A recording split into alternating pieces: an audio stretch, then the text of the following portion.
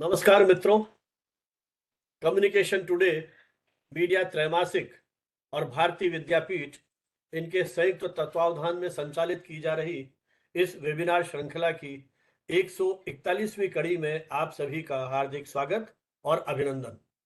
आज हमारे बीच में राजस्थान के एक वरिष्ठ पत्रकार श्री आनंदमणि त्रिपाठी उपस्थित हैं, जो अपनी बात आपसे करेंगे। इनका विस्तृत परिचय जब मैं इन्हें आमंत्रित करूंगा अपनी बात कहने के लिए, उस समय आपको दूंगा। लेकिन कार्यक्रम को शुरू करने के पहले, जैसे कि हमारी परंपरा है, हम सरस्वती वंदना की एक अभिव्यक्ति के साथ ये कार्यक्रम शुरू करते हैं। तो मैं अनुरोध करूंगा भारतीय विद्यापीठ के school of journalism and mass communication में सहायक प्रोफेसर प्रियंका सिंह जी से कि वे सरस्वती वंदना की प्रस्तुति के साथ आज की इस कार्यक्रम को शुरू करें। प्रियंका जी। गुड इवनिंग सर, आप सबको मेरा बहुत बहुत आभार और नमस्कार। चलिए आज के इस वेबिनार को हम फिर से सरस्वती वंदना के साथ माँ सरस्वती का नाम लेते हुए शुरू करते हैं। हे शारदे माँ, हे शारदे माँ, आज्ञान सात्विकता से हमें तार दे माँ। तू स्वर्ग की देवी है, संगीत तुझसे, हर शाप तेरा, हर गीत तुझसे। इतना मुझे माँ, तू अंधकार से निकाल दे माँ। हे शारदे माँ, हे शारदे माँ, अज्ञानता से हमें तार दे माँ। तू स्वर्ग की देवी है, संगीत तुझसे, हर शाप तेरा, हर गीत तुझसे। हम हैं अधूरे, हम हैं अकेले, तेरे शरण हम, हमें प्यार दे माँ। हे शारदे माँ, हे शारदे माँ, अज्ञानता से हमें तार दे माँ। मुनियों ने समझी है, मुनियों ने जानी, वेदों की भाषा, पुराणों की वाणी। हम हैं अकेले, हम हैं अधूरे, तेरे शरण हम, हमें प्यार दे माँ। हे शारदे माँ, हे शारदे माँ, अज्ञानता से हमें तार दे माँ। बहुत बहुत नमस्कार sir, thank you so much. बहुत बहुत आभार आपका इस सुमधुर प्रस्तुति के लिए। प्रियंका जी शिक्षण में आने से पहले रेडियो इंडस्ट्री से जुड़ी हुई थी और आरजे प्रियंका के रूप में यह काम कर रही थी। और पॉडकास्टिंग में इस समय आप पीएचडी कर रही हैं। एक शिक्षक के रूप में जो एक अकादमिक कार्यक्रम होते हैं, इनके साथ आपका सक्रिय जुड़ाव है। शोध पत्र लेखन के साथ साथ रेडियो इंडस्ट्री से जुड़े हुए जो विषय हैं उसके अध्यापन में आपकी विशेष रुचि है। मैं इस कार्यक्रम को आगे बढ़ाने से पहले एक और हम कहते हैं कि जो जो हमारे अतिथि आते हैं उनको सम्मान करने की हमारी एक विशिष्ट परंपरा है। जब ये फिजिकल आयोजन होते हैं तो हम बुके भेंट करते हैं, माल्यार्पण करते हैं। तो हमने सोचा क्यों नहीं इस आभासी मंच पर भी कोई ऐसे प्रयोग किए जाए कि हम अतिथियों का स्वागत उस बुके के माध्यम से करें। तो मैं प्रियंका जी से फिर अनुरोध करूंगा कि वे आज के हमारे विशिष्ट वक्ता आनंदमणि त्रिपाठी जी का बुके भेंट कर स्वागत अभिनंदन करें। प्रियंका जी। जी सर, बिल्कुल sir, thank you so much. And sir, you are most welcome in this webinar. आपने अपना टाइम शेयर किया, आपने अपना नॉलेज शेयर करने के लिए हमारे वेबिनार के प्लेटफॉर्म को चूज किया on the topic reporting from conflict zone, because ये सारे कुछ ऐसे टॉपिक है बहुत सेंसिटिव है, इनके बारे में भी लोग बात करने से डरते हैं। मतलब जाना तो एक अनदर लेवल है, but while talking on this topic is another a challenge. But you took this from like this is a great inspiration for all of them who are listening this webinar. Thank you so much for your valuable time. And through this ebook, I am here to welcome you and just give you the respect and honor from our side, from BBI CAM and from Communication Today. You're most welcome, sir. संयोग से भारतीय विद्यापीठ के निदेशक professor M N Hooda जी आज हमारे बीच में नहीं है, किसी आवश्यक कार्य के कारण वो नहीं जुड़ सके। लेकिन वो अपने प्रारंभिक वक्तव्य में यही कहा करते थे कि इन फूलों की खुशबू को हम महसूस करें। और मेरा ये मानना है कि ये जो फूलों की खुशबू है, क्योंकि आभासी मंच है, तो हम उसका केवल एहसास कर सकते हैं। तो हमारी भी कोशिश इन अकादमिक आयोजनों के माध्यम से यही है कि फूलों की जो सुरभि है, जिस तरह से दिग दिगांतर में फैलती है, तो ये जो विकल्प मिला है हमको कोविड के दौरान, इसके माध्यम से भी ये जो विचारों की खुशबू है, विचारों की सुरभि है, ये दिग दिगांतर में इसी तरह से फैलती रहे। और किसी भी मानसिक सामाजिक बदलाव के लिए जो ये इन्वेस्टमेंट हम लोग कर रहे हैं, इसका परिणाम एक दिन में नहीं आता है। ये एक लगातार प्रक्रिया है, कंटिन्यूअस हैमरिंग है, और इसी के माध्यम से हम उस परिवर्तन की एक आधार भूमि या पृष्ठभूमि जो है वो तैयार कर सकते हैं। तो आज से 4 वर्ष पूर्व लगभग ये हमने कोशिश की थी गांधी जयंती के अवसर पर 2020 में, कि क्यों नहीं इस विकल्प जो हमको दिया है, कोविड ने बहुत सारे दुख और पीड़ाएं हमको दी, लेकिन एक सशक्त मंच दिया है जहां हम घर बैठे देश दुनिया में कहीं जुड़ सकते हैं। हमारे इस मंच पर भारत के बाहर के भी एक्सपर्ट्स आए, अमेरिका से आए, पाकिस्तान से आए और पड़ोसी राष्ट्रों से भी आए। और हमारे जो पार्टिसिपेंट्स हैं ये भी देश के बाहर के अनेक जगह से लोग जुड़े हैं। तो हमारी कोशिश है कि हमारी भाषा और प्रतीकों को समझने वाले व्यक्ति दुनिया के किसी भी कोने में बैठे हुए हैं, तो इसके माध्यम से हम विचारों की श्रृंखला को शुरू करें। ये पूरी प्रोसीडिंग्स, पूरे डेलिब्रेशंस हम रिकॉर्ड कर रहे हैं और हमारे यूट्यूब चैनल के माध्यम से हम इसे सोशल मीडिया और ईमेल्स के माध्यम से सबको भेजते हैं, ताकि जो मित्र किसी कारण से, चूंकि अब बहुत सारी चीजें ऑफलाइन हो गई हैं, तो कई बार ये होता है कि पॉसिबल नहीं है मित्रों का जुड़ पाना, तो वो अपने खाली समय में जब उनकी इच्छा हो जुड़ सकते हैं। आज हमारे इस चैनल पर 400 से अधिक वीडियोस हम अपलोड कर चुके हैं, जो मीडिया, साहित्य और संस्कृति से जुड़े हुए विविध पक्षों पर हैं। और लगभग 350 से अधिक एक्सपर्ट्स हमारे इस जो हमारे जो एक्टिविटीज हैं या जो हमारे डेलिब्रेशंस हैं इसमें जुड़ चुके हैं, जो विभिन्न क्षेत्रों से जुड़े हुए हैं, राजनीति से, साहित्य से और मीडिया के अलग अलग प्लेटफॉर्म से। कम्युनिकेशन टुडे पिछले 28 वर्षों से नियमित रूप से प्रकाशित हो रहा है, और कोशिश हमने इसके माध्यम से की है कि जो शोध हो रही है मीडिया के क्षेत्र में, उसको हम एक वैश्विक मंच प्रदान कर पाए।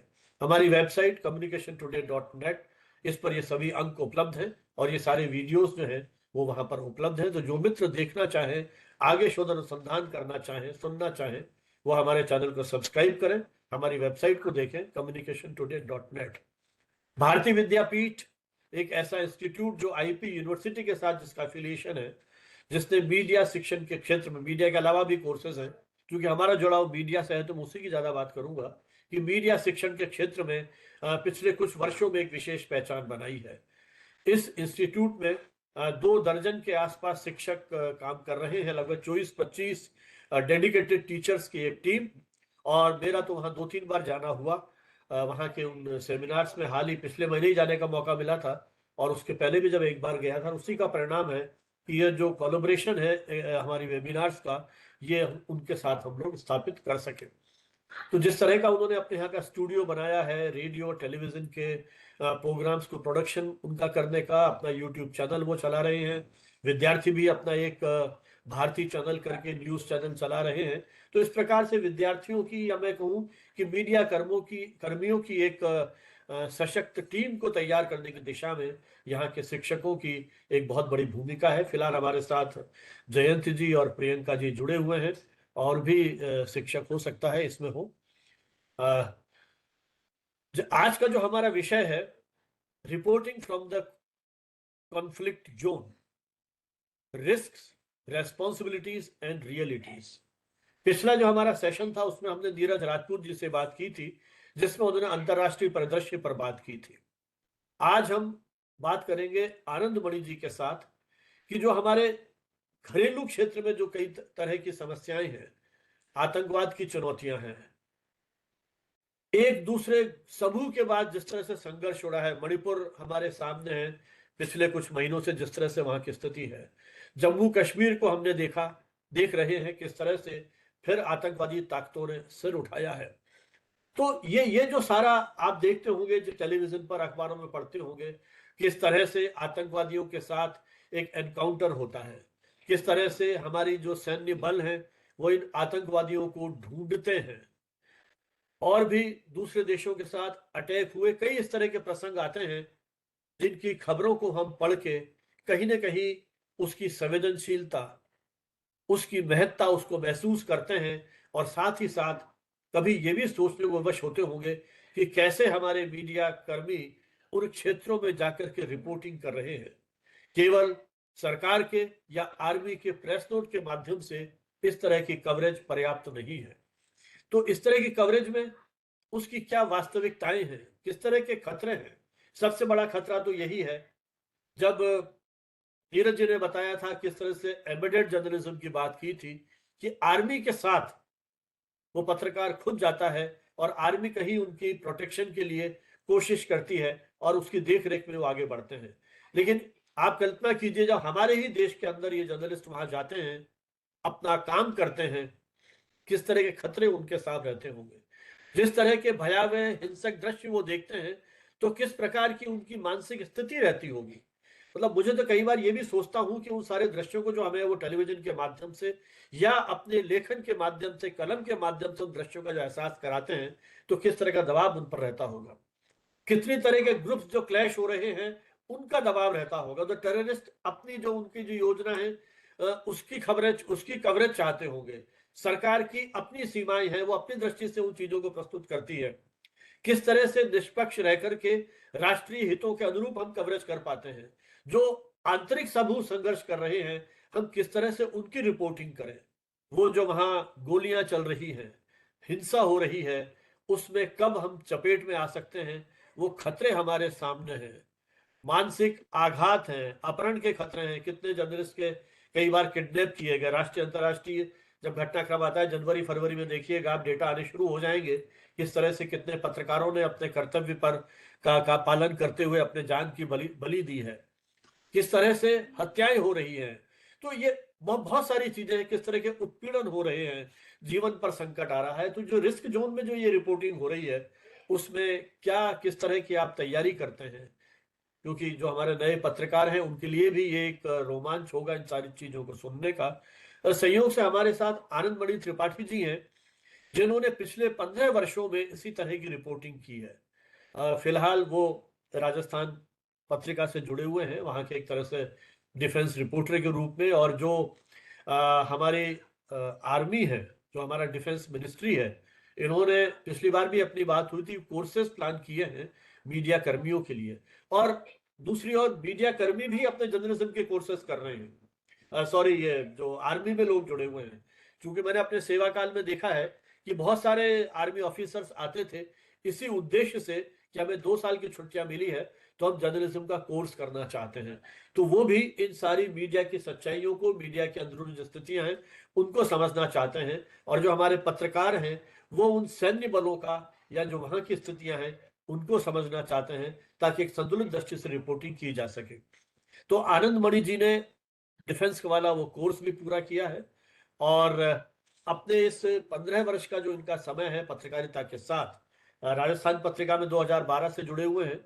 इसके पहले वो हरियाणा में काम कर रहे थे, दैनिक जागरण और भास्कर के साथ। और जागरण इंस्टीट्यूट जो है नोएडा का, वहां से अपने पत्रकारिता की आपने औपचारिक शिक्षा प्राप्त की है। मूलतः अयोध्या के रहने वाले हैं आप।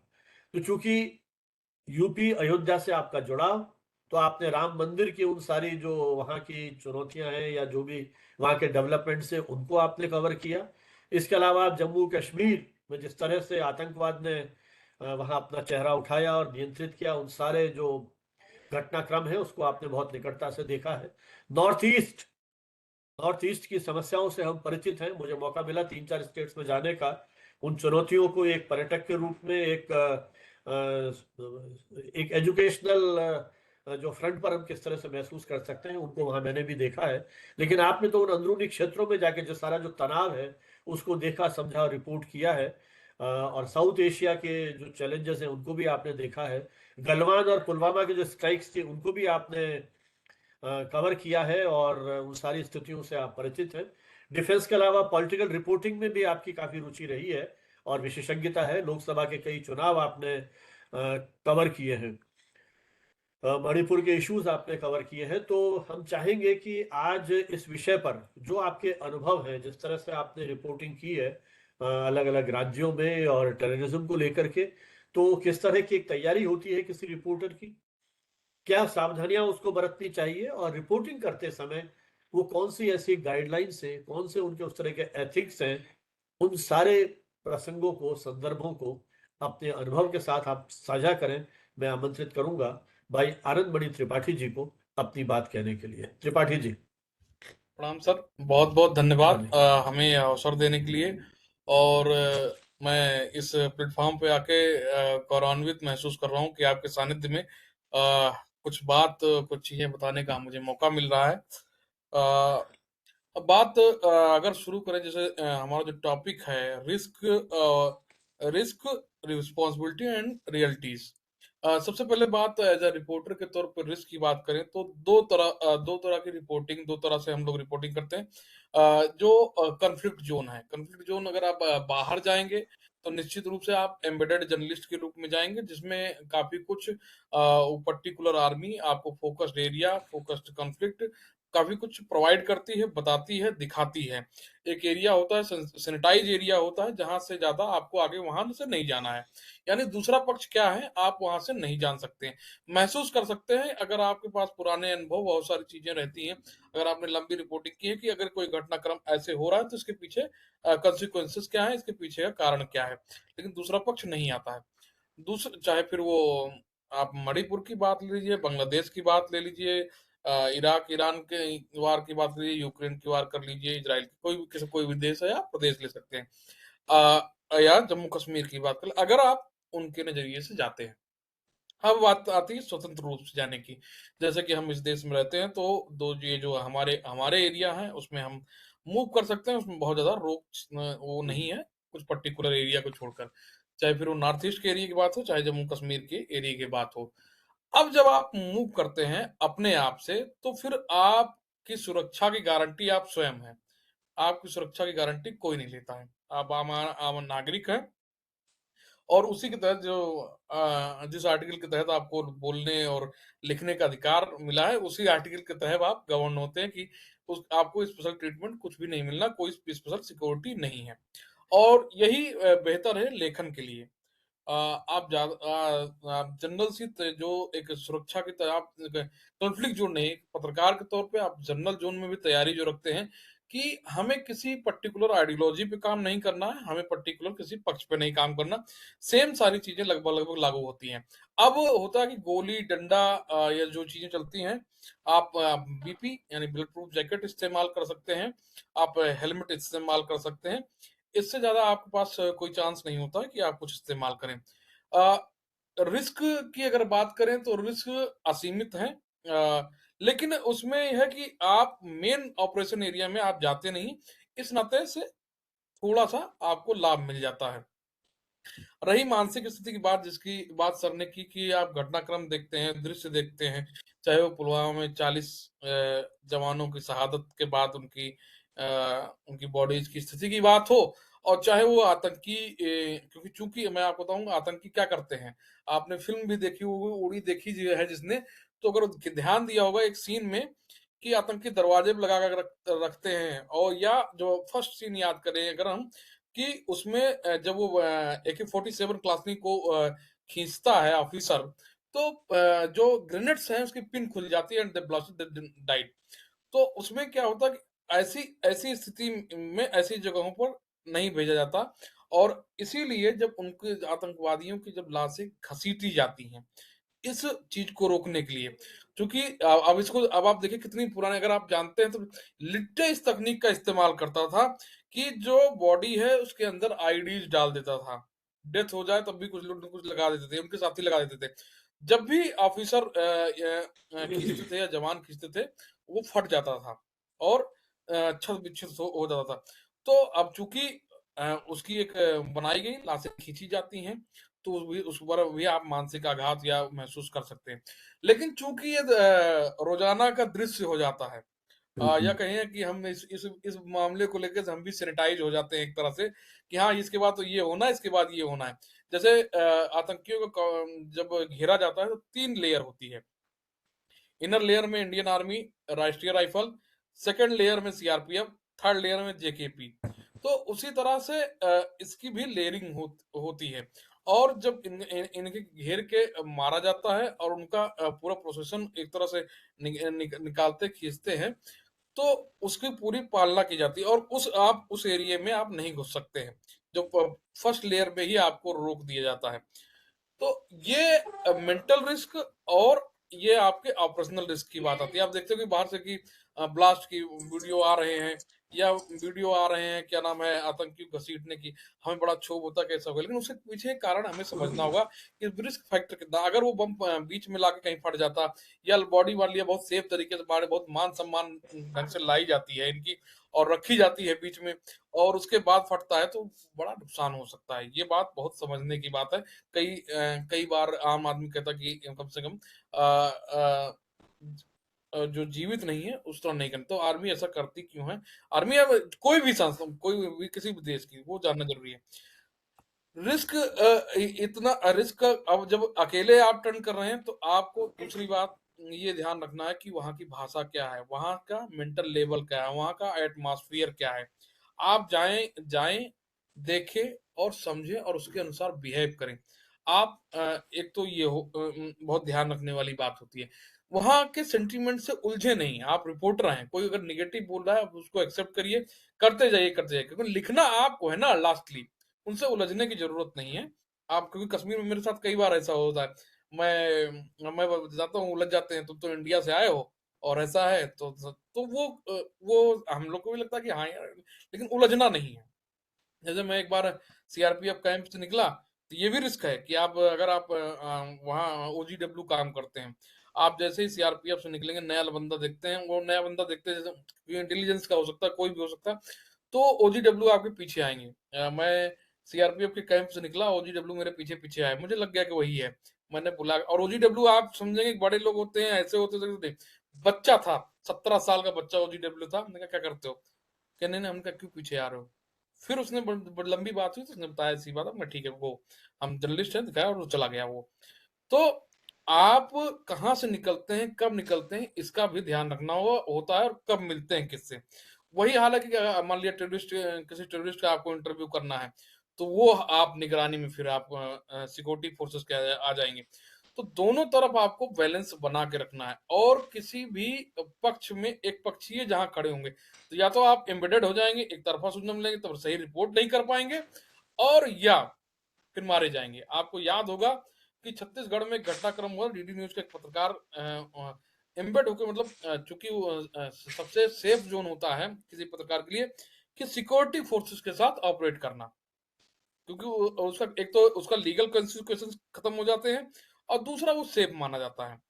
अब जब उस समय गोलीबारी हुई, तो उसमें वो मारे गए, और बाद में उसने कहा कि हमारा इरादा पत्रकार को मारने का नहीं था। तो वार जोन या कॉन्फ्लिक्ट जोन में ये आपके जान का रिस्क तो होता ही है, लेकिन सबसे बड़ा रिस्क होता है कि आप किसी एक पक्ष में ना दिखाई दे, क्योंकि फिर आप एक ध्रुव ही देख पाएंगे और दूसरा ध्रुव देख नहीं पाएंगे, और फिर सही चीज सामने ला नहीं पाएंगे, जो आपकी पूरी रिपोर्टिंग को मतलब फिर वो आप कोई पढ़ना, बस एक पक्षीय जो पढ़ने के वो है, वो पसंद करेंगे। जैसे मुझे याद है, मैं रिपोर्टिंग कर रहा था, और 2016 का बुरहान वानी आतंकी है, उसकी डेथ हो चुकी थी, और मेरा जूनियर है लेफ्टिनेंट फयाज, अब नहीं रहा वो, उसकी भी डेथ हो चुकी थी। वो बहुत पहला ऑफिसर कुलगाम से था आर्मी का, और उसको मार दिया गया था। मैंने दोनों स्टोरी की, और दोनों को आमने सामने लगाया कि एक जो आतंकी बनना चाहता था वो आर्मी अफसर बन गया, और जो आर्मी अफसर बनना था वो आतंकी बन गया। तो किस तरह से विचारधाराएं, किस तरह से वहां आसपास ये राजस्थान पत्रिका ने, मुझे लगता है कि किसी अखबार ने शायद पहली बार किया होगा कि दोनों बचपन हमने छापा, कि बचपन किस तरह प्रभावित करता है। तो ये मैं तब जान पाया जब मैं बुरहान हानी के घर जा पाया, और वो इसलिए जा पाया क्योंकि मैं दोनों पक्ष की रिपोर्टिंग कर रहा था, क्लियर था। वरना हमसे भी क्वेश्चनिंग हो जाती है, तो वो चीजें साफ रहे। दूसरी बात, किसी भी कॉन्स्पिरेसी या किसी भी ऐसी जगह पे जहां पे आपको लगता है कि नहीं जाना चाहिए, बहुत ज्यादा रिस्क लेने की जरूरत नहीं है। बात है 370 हट गई थी, मैं श्रीनगर में था, रिपोर्टिंग हो रही थी, रात में वहां मैं निकला, और निकल के जब मैं हजरत बल के आस का एक डाउन टाउन इलाका है, वहां से मैं अंदर कुछ गया, मेरे एक सोर्स थे, उनसे मिलने, और वहीं कहीं मैं चाय पे बैठा बात कर रहा था, कुछ ऐसी सूचनाएं मुझे मिली कि मैंने कहीं पास की उसको, जो सिक्योरिटीज एजेंसी। तो उन्होंने कहा तुम हो कहाँ पहले ये बताओ, तो मैंने लोकेशन दी, कहा उन्होंने तुम तुरंत निकलो और हमारे एसेट्स हैं। तो बहुत ज्यादा जेम्स बॉन्ड बनने की जरूरत नहीं है, पत्रकारिता में बिल्कुल। बहुत क्लियर है। क्योंकि और दूसरी बात ये कि सोर्स आपके रिलायबल होने चाहिए। जब आप प्राइवेटली ऐसे क्षेत्र में जो कंफ्लिक्ट जोन में है, जो क्या नाम है, पूरी तरह से वार जोन टाइप का है, वहां अगर प्राइवेटली आप ऑपरेट करने जा रहे हैं, जो किसी मतलब किसी पक्ष से नहीं है, चाहे दोनों फोर्स, मैं कंफ्लिक्ट फोर्स कह सकता हूँ और सिक्योरिटी फोर्स, कंफ्लिक्ट फोर्स दोनों फोर्स के साथ नहीं है, वहां आपको एक एक कदम सोच समझ के लेना। पहली बात, आपको वहां की भाषा पता होना चाहिए। दूसरी बात, वहां के छोटे छोटे रास्ते पता होने चाहिए कि अगर कोई घटनाक्रम हुआ तो मैं कैसे। तीसरी बात, वहां कोई आपको बंदा आइडेंटिफाई कर पाए कि हाँ ये भाई पत्रकार है, ये अच्छा है, ये ठीक है, ये सिक्योर है ना, ये क्लियर है। ये सब चीजें आप, जैसे मैं बताऊं कि अभी बड़ा नाम उछला है कि आजाद रूप से चुनाव लड़ रहे हैं, एक नेता हैं। तो मुझे उनसे मिलना था। अभी जम्मू कश्मीर का बड़ा नाम है, अभी जेल से छोड़े गए थे चुनाव लड़ने के लिए कुछ दिन पहले। तो मैंने इंटरव्यू किया और मैंने बहुत सारी बात की, और उनके माध्यम से ये रहा कि जो उस विचारधारा के लोग थे, बड़ी आसानी से मुझे अप्रोच मिल गई। क्योंकि जैसे नाम लेते थे तो वो सर्किट कर देते थे और वो आइडेंटिफाई कर देते थे कि हाँ ठीक है, इट्स ओके। इसी तरह है कि आप अगर सिक्योरिटी फाइव फोर्स के साथ हैं, तो आप एडीजी, जैसे आप अगर भारत में रिपोर्टिंग कर रहे हैं, तो एडीजी पीआई या पर्टिकुलर लोकल पीआरओ को आपको कोऑर्डिनेट करते हैं, वो कोऑर्डिनेट्स आपको देंगे। वहां से आपका रिपोर्टिंग मतलब कनेक्शन बहुत अच्छा होना चाहिए। आप मतलब कि आपको फोन हो जाए, चाहे रात हो चाहे दिन हो। तो जैसे मैं बताऊं, लद्दाख में कोविड की रिपोर्टिंग करने गया और मैं वहां लैंड किया, मुझे एंट्री नहीं मिल रही थी। 10 साल श्रीनगर पीआरओ अलाउ हो गया। तो इस तरह की चीजें आपका कनेक्ट होना चाहिए। और रिस्क वही है, आपकी जान का रिस्क हमेशा बना रहेगा।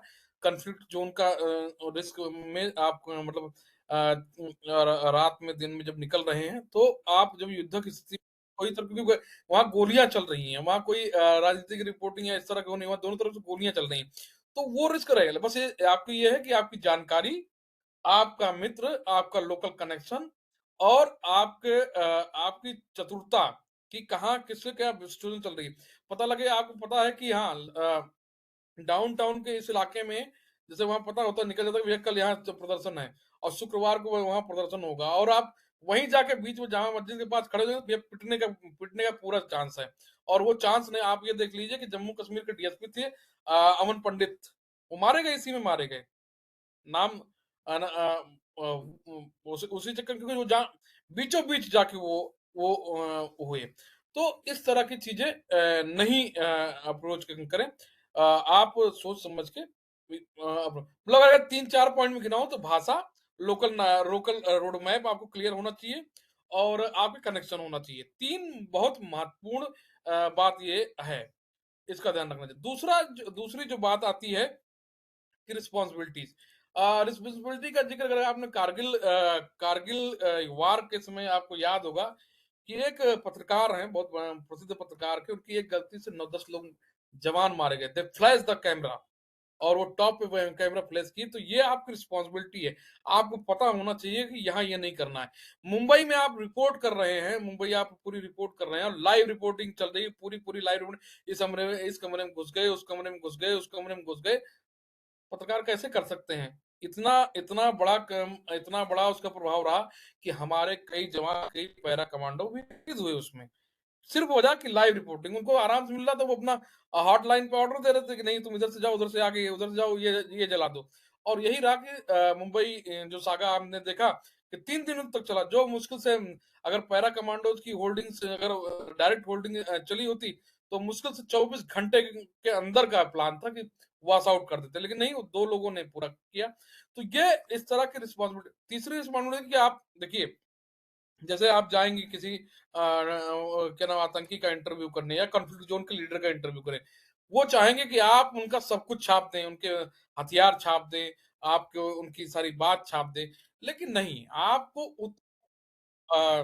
उनकी सारी बातें सुन लें, लास्ट में आप अपनी बात रखें कि भाई हम यहीं तक जा सकते हैं, इससे ज्यादा हम नहीं जा सकते। हो सकता है आपको अगली बार इंटरव्यू न दे, लेकिन कोई भी व्यक्ति कोई भी रिपोर्टर उससे आगे नहीं जा सकता, जो ड्रा लाइन है, क्योंकि कोई व्यक्ति हो, नेशनल इंटरेस्ट, ह्यूमन इंटरेस्ट सबसे पहले है।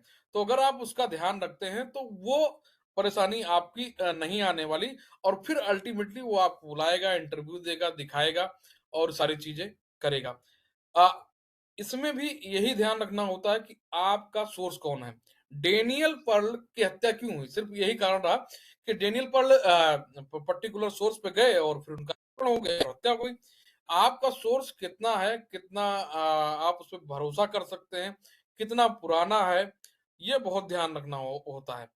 और दूसरी बात ये है कि अगर आपको जैसे पत्रकार कोई इन्फॉर्मेशन शेयर वैसे नहीं करते हैं इन जनरल, चाहे सिक्योरिटी फोर्सेस हो चाहे, लेकिन आपको ये ध्यान रखना है कि नेशनल इंटरेस्ट की चीज है, तो उसमें आप, या मान लिया आपको पता लग रहा है कि जब मुझे श्रीनगर वाले के सिस्टम में पता लगा था कि जो सुन्नी मजार है उसको उखाड़ दिया जाए और यहाँ दंगा हो जाए, तो वो चूंकि नेशनल इंटरेस्ट से ज्यादा ह्यूमन इंटरेस्ट था कि अगर ये हुआ तो ब्लड सेट हो जाएगा, मारे जाएंगे लोग। इस नाते एक मानवीय पहलू आप अपने अंदर जिंदा रखिए। चूंकि मानवीय पहलू क्या है कि हमें लाशें देखते देखते वो हमारे अंदर मर जाता है। मैं एक बात, बहुत बड़ी बात कहता हूँ कि कई बार हमें कुछ कई चीजें महसूस नहीं होती हैं कि हाँ ये तो ठीक है, इट्स रूटीन। वो तो जैसे क्राइम का रिपोर्टर है तो उसको पता है कि 3 मरे, 2 घायल, 4 मरे, इसमें ये जैसे पोस्टमार्टम हाउस में कभी डॉक्टर कभी पोस्टमार्टम नहीं करते हैं। पोस्टमार्टम वही जो है वही करता है कि हाँ यहाँ जहर है, यहाँ फूला हुआ है, तो वो एक रटी रटाई हो जाती है और फिर वो महसूस नहीं कर पाते, और वो फिर नहीं। तो ये हमारी रिस्पॉन्सिबिलिटी है कि अपने अंदर के आदमी को, अपने अंदर के मानव को हम जिंदा रखें, और उस करीने को, उस दर्द को महसूस करते हुए हम रिपोर्ट करें। इसमें सबसे बड़ी बात होती है जब इस तरह के जोन में रिपोर्टिंग करते हैं तो महिलाओं और बच्चों को हम भूल जाते हैं अमूमन, खाली लाशें गिनते हैं। वो हम, और वहां मेडिकल, उसको भी हमें ध्यान रखना है। जैसे अभी इजराइल के साथ वार चल रहा है, तो अब ठीक है जो वहां चल रहा है वो, लेकिन उसमें जो रोल है, आप देखिए ना वहां बच्चे निकाले जा पा रहे हैं, ना महिलाएं निकाले जा पा रही हैं, जो इनोसेंट है वो भी नहीं निकाले जा पा रहे हैं। तो इन सब चीजों पर भी रिपोर्ट आना बाकी है, जो कि छोटी छोटी रिपोर्ट्स आ रही हैं, लेकिन इन पर एक बड़ी रिपोर्ट आना, चाहे वो अमेरिकन मीडिया हो, चाहे ब्रिटिश मीडिया हो, चाहे कोई भी मीडिया हो, वो रिपोर्ट आना बाकी है।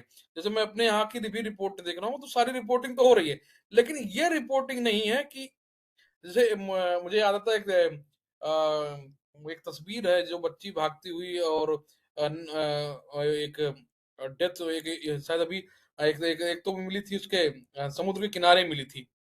एक तो वो तस्वीर है, कितनी मतलब भयानक तस्वीर है, और कितनी तो किसी युद्ध के बाद ही वो बच्ची मिली थी, लोग भाग रहे थे समुद्र के रास्ते। और दूसरी तस्वीर है जिसमें शायद वियतनाम की बच्ची नेक्ड है और छोटी बच्ची है, भाग रही है और कपड़े नहीं है उसके शरीर पे, वो मशहूर हुई थी। तो उस तस्वीर ने पूरे प्रदेश को बदला और कहीं ना कहीं लोगों को सोचने मजबूर किया, कई देश आगे आए और चीजें ड्राइव हुई। पत्रकारों का काम इस तरफ भी ले जाना है कि कहीं कोई एक ऐसी चीज जिससे आप कोई बड़ी लाइन ड्रा कर पाए और लोगों का ध्यान खींच पाए कि नहीं ये गलत हो रहा है। ये भी हमारी एक बहुत बड़ी रिस्पॉन्सिबिलिटी है। अब अगर हम बात करें रियलिटीज की, तो ग्राउंड की रियलिटीज की आप बात देखिए, ग्राउंड की रियलिटी हम आपको ले चलते हैं श्रीलंका। श्रीलंका में आप ग्राउंड रियलिटी अगर आप दिखाने, मतलब जो यूपी जब आईपीकेएफ गई थी, और जब बात करेंगे तो अभी मुझे नहीं लगता कि उस समय किसी ने ये ध्यान दिया कि जितने लिट्टे के आतंकी थे, जितने लिट्टे के उग्रवादी थे, जो उनको जिस भी विद्रोही, उग्रवादी, आतंकी जो भी कह लें, क्योंकि इनके अलग अलग लोग अलग अलग तरह से मानते हैं। तमिल के लोग ये मानेंगे कि हमारे विद्रोही थे, हमारे संघर्षकर्ता थे, दुनिया उन्हें आतंकी कहती है और हम उन्हें भारतीय आतंकी कहते हैं। तो वो पहली ऐसी फोर्स थी, विद्रोही फोर्स थी, जिसके सभी लड़ाके 12th साइंस पास थे, और वो एक से एक सर्किट को जोड़ना और ऐसे तैयार करना कि आपको 15 मिनट में सर्किट पूरी बम की तैयार करके दे देंगे और ऊपर से इसे सड़क बिछा देंगे, आपको पता तक नहीं चलेगा। तो इस तरह की चीजें ग्राउंड रियलिटी में होती है। दूसरी, आपको लगेगा कि मतलब ये तो बड़े शरीफ लोग हैं, ये बड़ी इंफॉर्मेशन दे रहे हैं। आप आए हैं उस जोन में और आप किसी पावर हाउस के सामने खड़े हैं और पावर हाउस का वो जो इंचार्ज है वो ड्रिप करेगा वो और अप देगा। वो आपकी लोकेशन उन आतंकियों, उग्रवादियों या वहां की फोर्सेस को पता चल जाएगा कि दैट पर्टिकुलर पर्सन या any enemy in our area and that position. मतलब पावर हाउस के पास कोई ऐसा व्यक्ति है जिसको इस टेरिटोरी में नहीं होना चाहिए। तो इस तरह की भी इंटेलिजेंस होती है। आ, और पहला मैं उदाहरण आपको ये बता ही चुका हूं कि किस तरह से लोग ओजीडब्ल्यू वगैरह पीछा करते हैं। तो ये सब कॉन्फ्लिक्ट एरिया की चीजें हैं जो ग्राउंड पर होती हैं। जैसे आप अगर मणिपुर में जाते हैं, जैसे बांग्लादेश में जाते हैं, अगर आप बांग्लादेश में अगर आपके पास सोर्सेस अच्छे नहीं हैं, तो ग्राउंड रियलिटी पर आपको बहुत ज्यादा देखने को नहीं मिलेगा क्योंकि आपको भाषाई परेशानी होगी। तो इसके लिए सबसे अच्छा तरीका है यही है कि आप ऐसे जोन में जाएं, ऐसी ऐसी जगह जाएं जहां आपके बोलने के चांसेस कम हों। जहां जैसे उस समय दुर्गा पूजा और ये सारी चीजें चल रही थी, बहुत आराम से आप जाइए और चुपचाप वहां देखिए। आप मैं और एक चीज और भी मैं मतलब एज अ पत्रकार मैंने जो महसूस किया, जो मैंने जब भी आप कॉन्फ्लिक्ट जोन कवर करने जाएं तो हर जैसे अखबार हुआ या पर्टिकुलर मीडिया हुआ, किसी भी चैनल या अखबार को 7-8 दिन पहले पढ़ना लिखना बंद कर दीजिए क्योंकि वो पर्टिकुलर सेगमेंट पे आपको फोकस कर देंगे। आप अपने अनुसार उस क्षेत्र की मैपिंग, भूगोल, ज्योग्राफी, लोगों के बारे में पढ़ लीजिए। गूगल पे आप बहुत सारी जगह उपलब्ध है और उसके बाद वहां जाके उन्मुक्त आंख से देखिए। जब आप ऐसा करते हैं तो आपको ऐसी ऐसी चीजें मिलेंगी, मतलब यकीन मानिए कि आप बहुत आराम से बहुत अच्छे तरीके से अपनी रिपोर्ट को प्रस्तुत कर पाएंगे। तो ग्राउंड रियलिटी में जब आप घुसते हैं तो ऑटोमेटिक आपके, अगर आपके पीछे कोई पैमाना नहीं है तो आप आराम से उसको देख पाएंगे।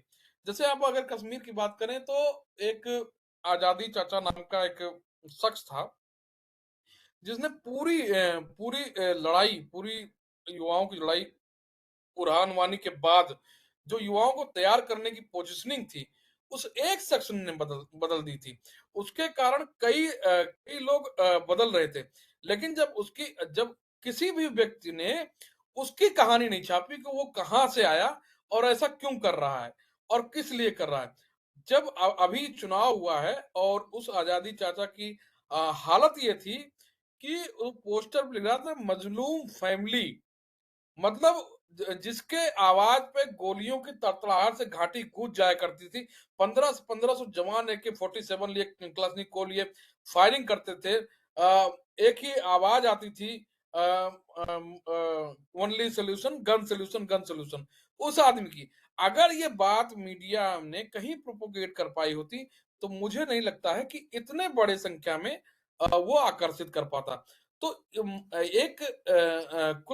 एक यही है कि आप जिस लाइन पे खड़े होना चाहते हैं उसके पीछे हट के देखिए। जो हम लोग को जनरली जैसे बनाओ सर और जो टीचर्स हमें पढ़ाते हैं कि हमें प्रेस कॉन्फ्रेंस में जाने से पहले, जब प्रेस कॉन्फ्रेंस होनी हो उसके 10 मिनट पहले पहुंचिए और प्रेस कॉन्फ्रेंस जब समाप्त हो जाए उसके 20-30 मिनट बाद जगह छोड़िए, तो खबर वहां मिलती है आपको।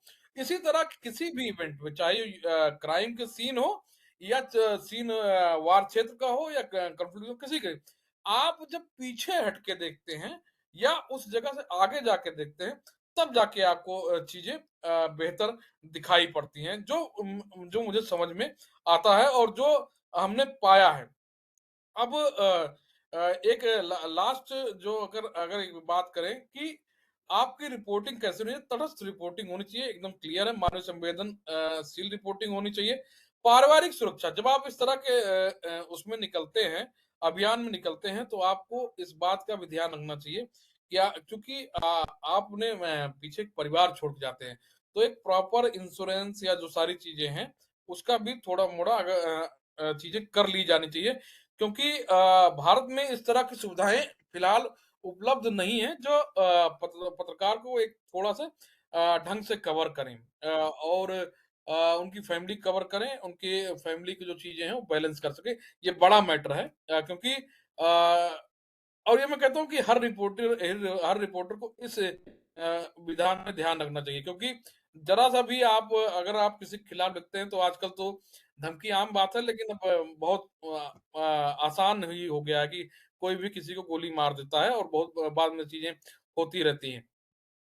अब एक चीज और आती है कि आप जैसे 370 हटा, तो आप फोन का इस्तेमाल कर नहीं सकते, सारा लॉक।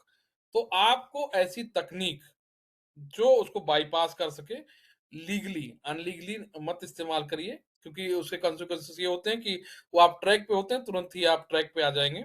और दूसरी बात ये होती है कि ऐसी स्थिति में आपको जगह पता होनी चाहिए कि जहां से गवर्नमेंट अलाउ करती है पत्रकारों को कि आप अपना मैसेजिंग सिस्टम भेज सकते हैं, क्योंकि अभी इंटरनेट सिस्टम जब मोबाइल बंद हो जाता है, लेकिन ऑफिसर्स के सिस्टम चालू किए जाते हैं। 370 के समय बड़ा गजब हुआ था कि कोई भी सिस्टम किसी का नहीं चालू था, चाहे वो आप ऑन वायर की बात कर लें, चाहे वो इसकी क्या नाम है, मोबाइल की बात कर लें।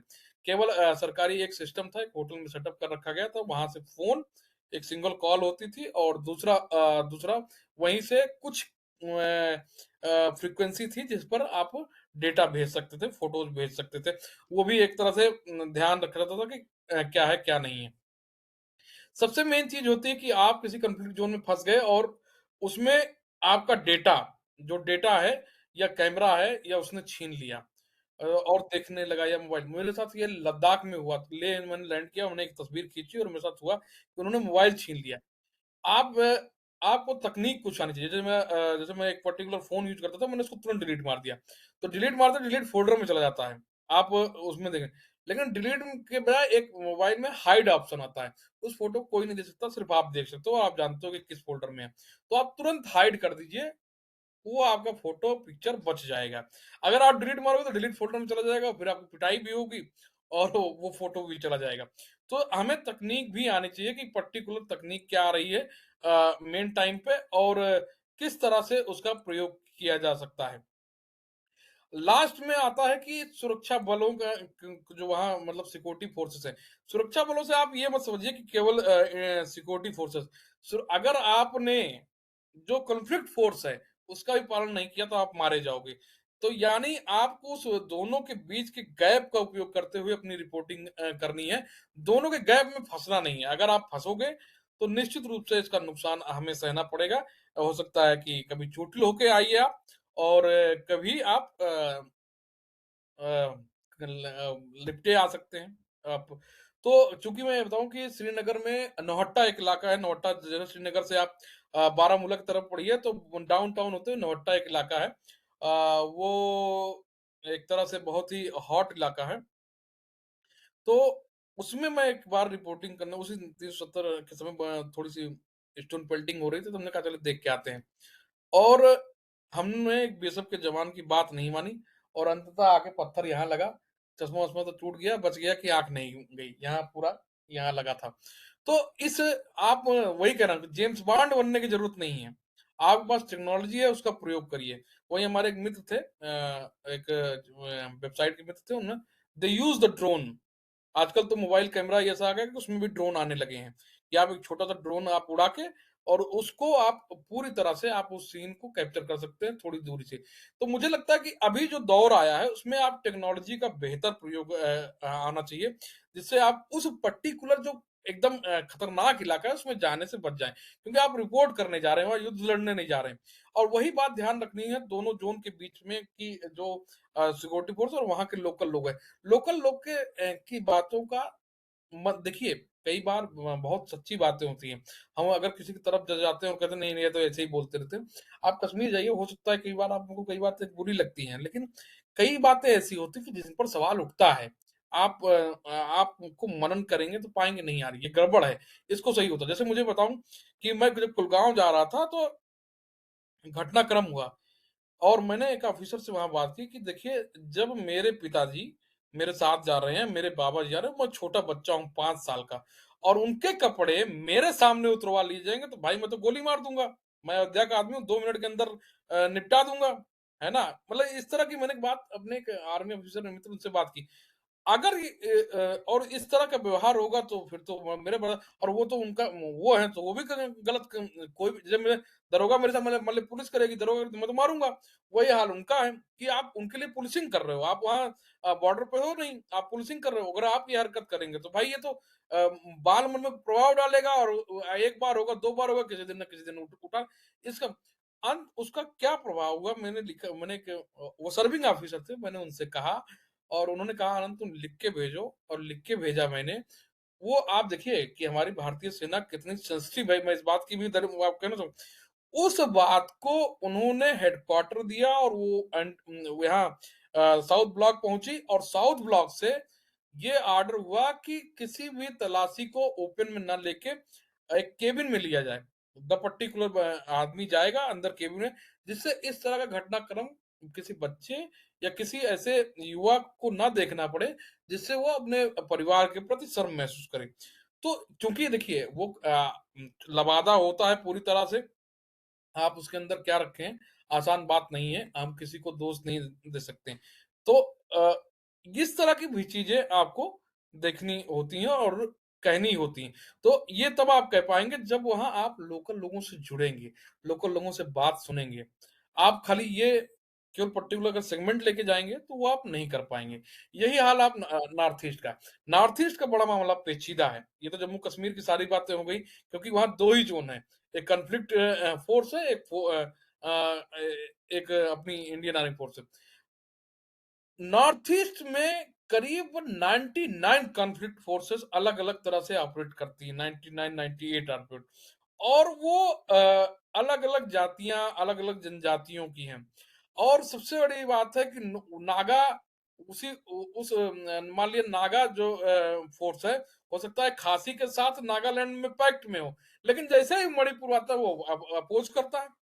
तो सबसे खतरनाक अगर इस तरीके से हम देखें तो सबसे खतरनाक फोर्सेस इस नॉर्थ ईस्ट एरिया में सबसे ज्यादा कॉन्फ्लिक्ट एरिया यहाँ। बस आपको चूंकि आपको भाषा आप कितनी भी बंगाली सीख लें, बंगाली मूलतः मतलब मोटे तौर पे बोली जाती है, लेकिन जो वहाँ डायलेक्ट है, लोकल डायलेक्ट है, जयंती, खासी, मिजो, और उसके साथ त्रिपुरी चेंज हो जाती है, तो आप उनमें जुड़ नहीं पाएंगे। ऐसे जोन में रिपोर्ट करने के लिए एक वहां आपके पास लोकल सोर्स होना चाहिए, जो आपके साथ ऑपरेट करे। तो बिना लोकल सोर्स को मुझे लगता है कि ऐसे जोन में ऑपरेट नहीं करना चाहिए, क्योंकि वो उनकी भाषा और विविधता को समझता है। मैं आपको बताऊं, मेरी 99 में मेरी मैं जवाहर नवोदय विद्यालय में था, और मैं पढ़ाई मेरी हो रही थी धलाई त्रिपुरा में। एक साल में वहां रहा था नेशनल इंटीग्रेशन मिशन के तहत।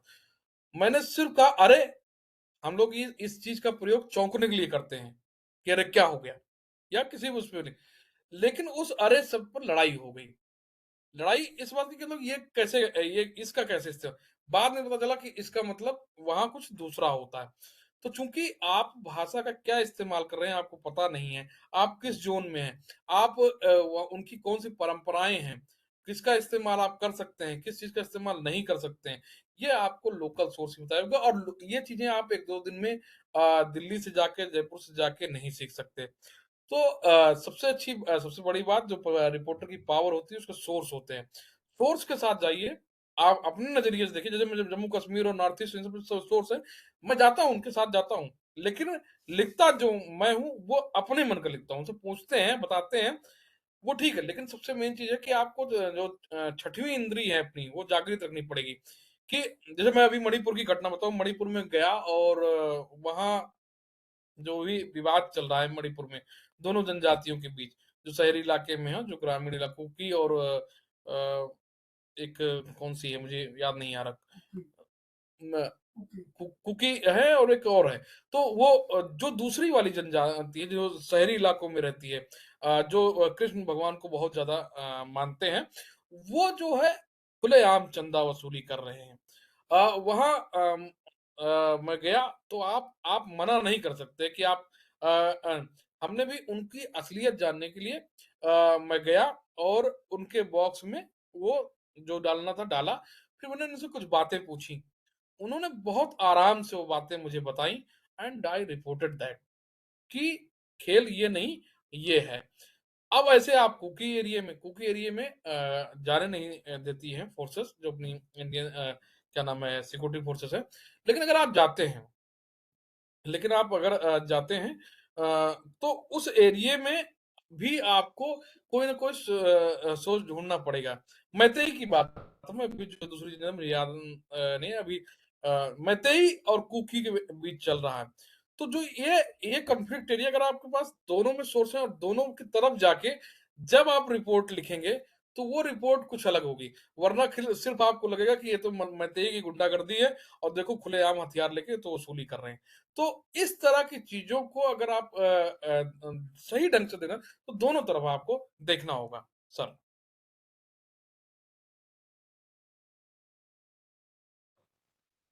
आभार आनंद जी, आपने बहुत विस्तार से कॉन्फ्लिक्ट जोन में जो आने वाली चुनौतियां हैं और क्या सावधानियां बरतनी है, मुझे लगता है कि जिस तरह से आपने अपनी पूरी बात कही, उसमें एक पत्रकार का साहस, उसकी निर्भीकता और सूझबूझ के साथ कार्य करने की जो प्रवृत्ति है, शायद वही उसकी रक्षा कर सकती है। बाकी तो हर व्यवसाय के अपनी चुनौतियां हैं, अपने खतरे हैं। आपकी जरा सी गलती संकट में डाल सकती है। पूर्वाग्रह से रहित होकर के आप अपनी रिपोर्टिंग करें और निश्चित रूप से जो हमारी राष्ट्र की नीतियां हैं, जो हमारी राष्ट्र की एकता, संप्रभुता, अखंडता है, उसके खिलाफ यदि कोई बात होती है तो कोई भी सरकार, कोई भी समाज, कोई भी व्यक्ति शायद उसे स्वीकार नहीं करेगा। तो ये अपेक्षा तो किसी भी मीडिया कर्मी से की जा सकती है। लेकिन आपने जिस रोमांच की बात की कि किस तरह से इन एरियाज में रह करके, क्योंकि इस आधे घंटे में जो आपने बातचीत की वो ठीक है, संस्मरण है, लेकिन यदि हम उसकी कल्पना करें यहाँ बैठ करके कि किस तरह से उन जातियों के बीच तनाव, जो आपने बात की मणिपुर के उन जातियों के बीच में जिस तरह से रहा, या जम्मू कश्मीर में जिस तरह से आतंकवाद ने सिर उठाया, और उन सारी परिस्थितियों को जिस तरह से आपने चित्रित किया, और जहां तक आपने महिलाओं और बच्चों की बात की, दुर्भाग्य है कि हमारे यहाँ के मेन स्ट्रीम मीडिया में जो अभी अंतर्राष्ट्रीय स्तर पर जिस तरह से वॉर चल रही है, उनकी समस्याओं पर प्रकाश नहीं डाला। लेकिन मैं कुछ यूएनओ की जो सब्सक्राइब करता हूँ कुछ सर्विसेज, उसमें मुझे लगता है प्रतिदिन मुझे सूचनाएं मिल रही हैं किस तरह से गाजा के क्षेत्र में बच्चों को पोलियो के टीके लगाए जा रहे हैं, किस तरह से महिलाओं की स्थिति है, कैसे स्कूल खत्म हो गए हैं, किस तरह से स्वास्थ्य सारा जो उनकी सेवाएं हैं वो चौपट हो गई हैं, उनके सामने क्या क्या परेशानियां आ रही हैं। इतनी मानवीय उन मुद्दों को लेकर जिनकी बात आपने की थी, उस मानवीय पहलू की, तो यूएनओ भले ही अपने उस शांति मिशन में तो शायद वो सफल नहीं हो पा रहे हैं, लेकिन वो जो उनकी रिपोर्ट्स आ रही है, मुझे लगता है उनमें अभी भी वो मानवीय पहलू जो है, किस तरह से जो पीस फोर्सेस है उन पर अटैक किया जा रहा है, कैसे उन्होंने इजराइल और दूसरे जो राष्ट्र हैं उनसे अपील की, रशिया से, कि आप ये वॉर को कुछ समय रोकें ताकि हम उन बच्चों को देख सके जिनको, क्योंकि पोलियो फिर से उठाने लगा है वहां।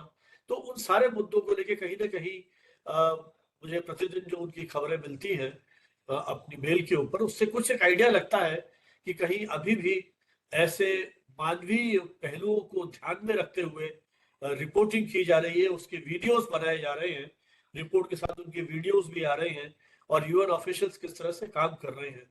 तो आपने बहुत ही एक संवेदनशील मुद्दा भी उठाया है कि इन क्षेत्रों में महिलाओं और बच्चों की जो स्थिति है उस पर भी लिखने की आवश्यकता है। और एक पत्रकार की जो एक संवेदनशीलता है वो ठीक है, वो संवेदनाएं शायद लगातार उस तरह के दृश्य देख करके कुंठित हो जाती होंगी, लेकिन फिर भी उनके कलम और कैमरे में ये ताकत है कि वो उन संवेदनाओं को अपने पाठक, दर्शक और श्रोता के मन मस्तिष्क में कहीं कैद कर सकते हैं।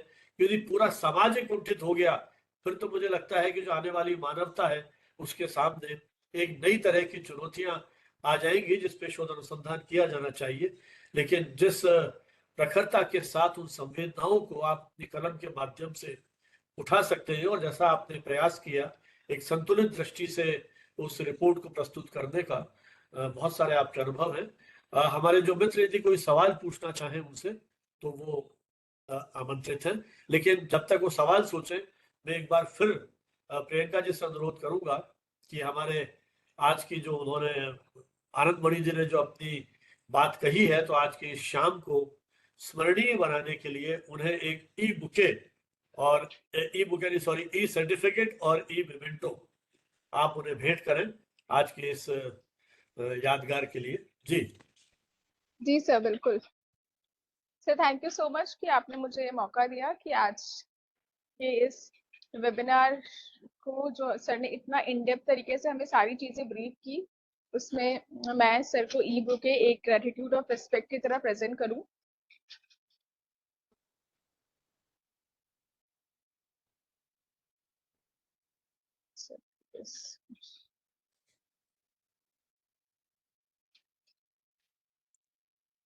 Sir, this is a gesture of respect and honor from your side, as you have shared a great knowledge and your real-time experience with all of us. जिस तरीके से आपने बताया कि किससे हमें और जितने भी हमारे युवा हैं वो कैसे प्रिकॉशंस लेके कॉन्फ्लिक्ट जोन रिपोर्टिंग कर सकते हैं, किस तरीके से वो खुद को बचा सकते हैं, किस तरीके से वो बेटर तरीके से रिपोर्टिंग कर सकते हैं। This all information really means for all. Thank you so much, and this is just a respect and honor from our side. चलिए, मंच प्रश्न के लिए खुला है। कोई भी मित्र यदि कुछ पूछना चाहें, जो फीडबैक लिंक है वो आपके साथ शेयर हो ही जाएगा जब आप भरेंगे, क्योंकि नंबर ऑफ पार्टिसिपेंट्स मुझे लगता है आज काफी अच्छे हैं। 58 पार्टिसिपेंट्स मुझे दिख रहे हैं जो देश के अलग अलग स्थानों से जुड़े हैं। तो यदि आप प्रश्न पूछेंगे तो एक अच्छा रहेगा, स्पीकर को भी अच्छा लगता है कि उनकी बात को किस रूप में लिया गया। जब तक Sir, few questions are dropped in the chat box also. अच्छा अच्छा अच्छा, या तो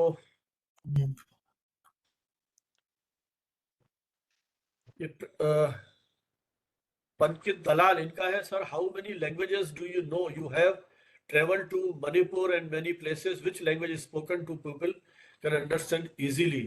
Their Hindi is spoken, or which language, and in which language you can easily explain people? हाँ अनिल जी, कितनी भाषाओं की जानकारी है और कैसे संवाद करते हैं उनसे आप? सर मुझे जानकारी 3 भाषाओं की है, हिंदी, इंग्लिश और बंगाली। मेरी थर्ड लैंग्वेज बंगाली थी, तो मैंने पढ़ा हुआ था, और इसका लाभ मुझे पश्चिम बंगाल से लेकर इस नॉर्थ ईस्ट एरिया में मिलता है।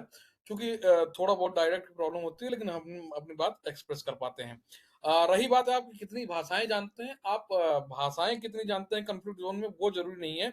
आप कितनी भाषाओं के जानने वाले को जानते हैं, ये महत्वपूर्ण है। क्योंकि बहुत सारी भाषाएं हैं और बहुत सारे जोन हैं, तो आप सारी बातें जोन और भाषाओं को मुझे नहीं लगता कि इतना तेजी से सीख सकते हैं जितने की जरूरत होती है। तो ऐसे में जो आपका सोर्स है वो जानने वाला होना चाहिए।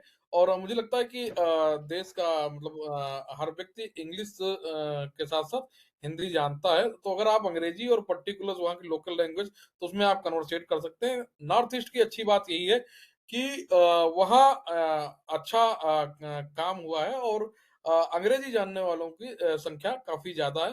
तो एज़ अ पत्रकार आपको कोई प्रॉब्लम नहीं आती है। और चूँकि वो अंग्रेजी जानने वाला वहाँ का लोकल डायलेक्ट लोकल लैंग्वेज जानता है, तो वो आपको उस भाषा में कन्वर्सेट कर देगा। तो ये बढ़िया से नहीं। और दूसरी बात ये है कि आपके पास अब ये ऑप्शन है कि आप भले कन्वर्सेट ना कर पाएँ, लेकिन उसकी भाषा को अपनी भाषा में जान पाएँ। इसके लिए गूगल लैंग्वेज चेंज, तो आपके पास ट्रांसलेटर मौजूद है। तो आप जब उसके सामने माइक कर देंगे या चीज़ें कर देंगे, वो आप कन्वर्ट होके आ जाएगी, और आप उसको पढ़ के अपनी चीज़ें एक्सप्रेस कर पाएँगे। भाषा के साथ-साथ एक्सप्रेशन बड़ा मायने रखता है।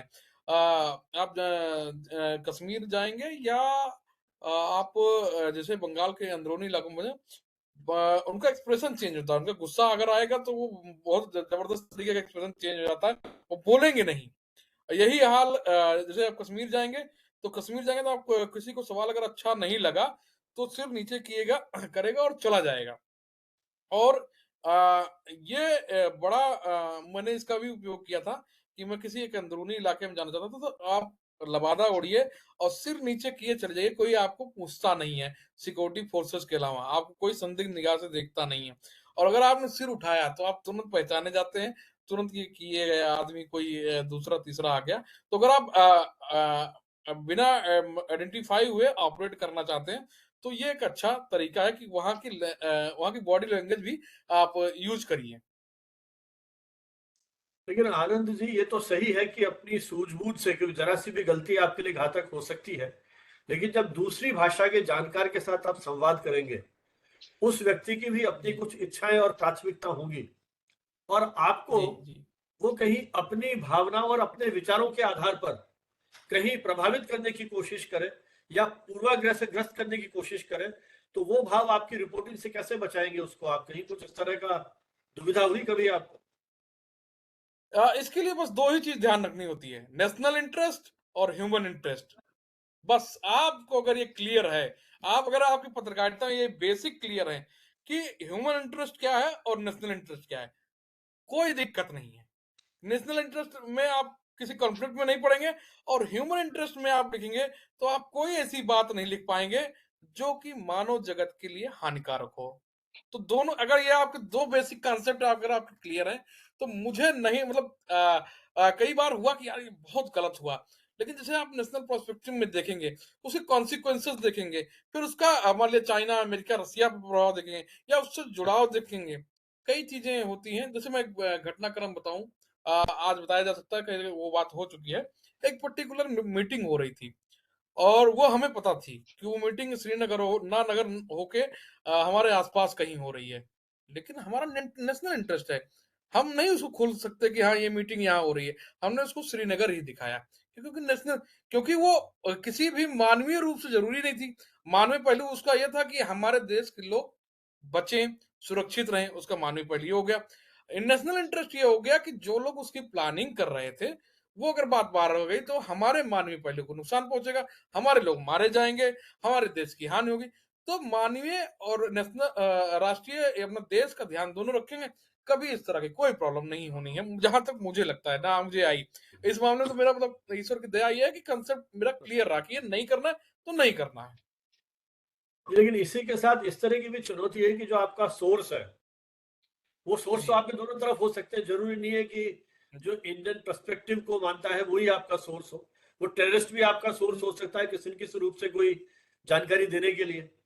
आपने एक बार उससे जानकारी ली और उसकी भावना को अनुरूप नहीं छापी, तो सोर्स भी कहीं आपको अगली बार से शायद सूचना न दे या टूटने लगे। ऐसा खतरा नहीं है कभी प्रोफेशन में?